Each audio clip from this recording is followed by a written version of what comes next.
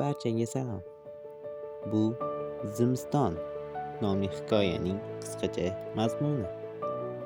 Agar dunyoga mashhur hikoyalarni tinglayman deb o'ylasangiz, bu videoni ko'rmang.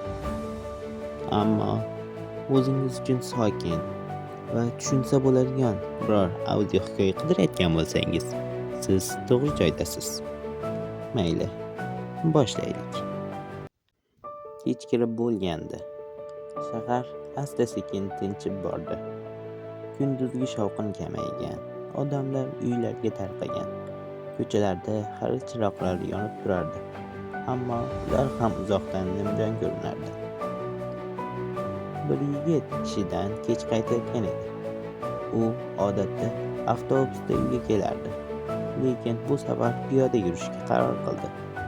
Bir oz yolg'iz yurib, fikr qilishni xohladi. Yo'l tanish edi. Bu ko'chalardan u ko'p marta o'tgan. Qayerga burilish borligini ham, qayerda chuqurcha borligini ham bilardi.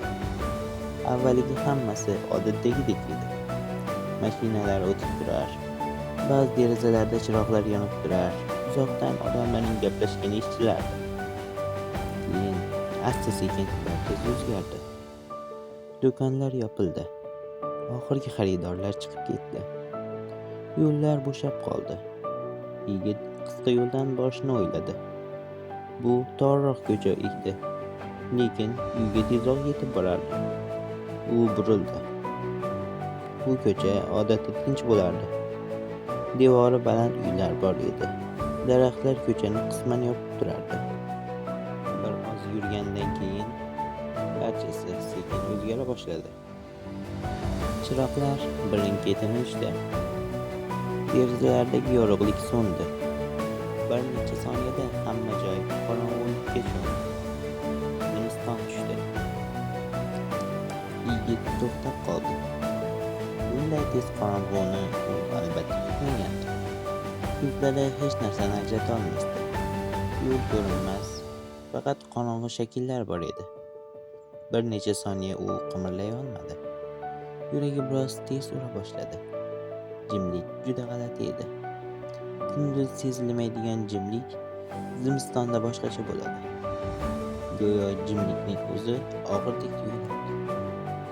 U sekin yurishni boshladi. Qadamlarini ehtiyotkorlik bilan tashlardi.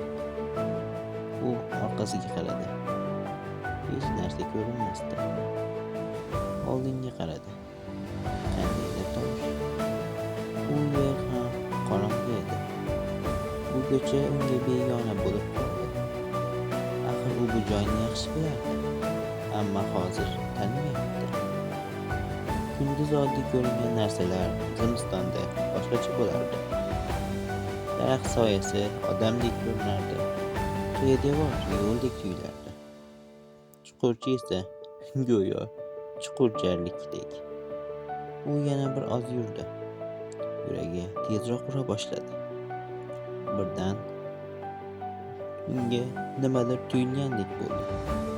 Go'yo ortidan kimdir yurgandek. U to'xtadi. Tovush to'xtadi. U quloq soldi. Hech narsa yo'q.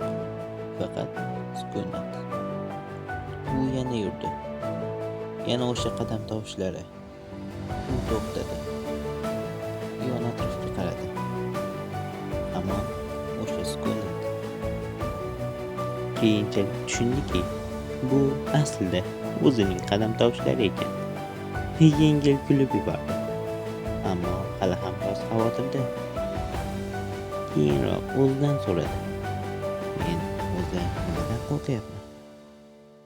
Hech kim yo'q. Ammo keyin u tushundi.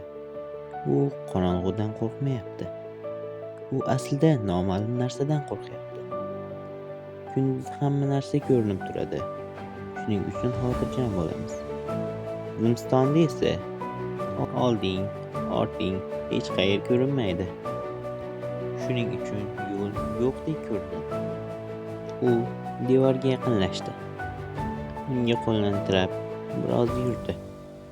Bu unga bir oz ishonch berdi.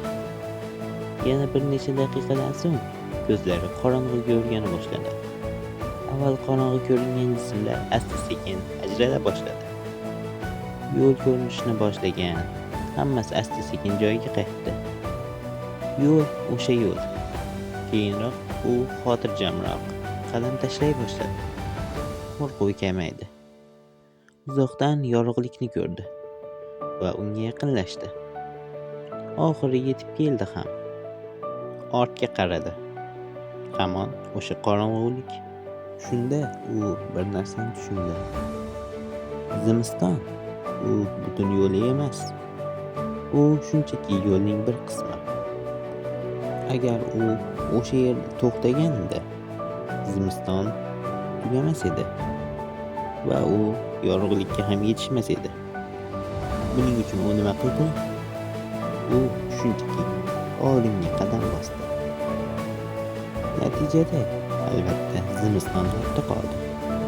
Xulosa o'rnida har bir inson hayotining qaysidir vaqtida xuddi o'sha zimistonda qolgan bo'ladi. Hech qayerga yo'l yo'q umuman. Lekin faqatgina qadam tashlash kerak xolos. Videoni shu yergacha ko'rganingiz uchun rahmat sizlarga. Agar video yoqqan bo'lsa, like bosing va kanalga obuna bo'lishni unutmang.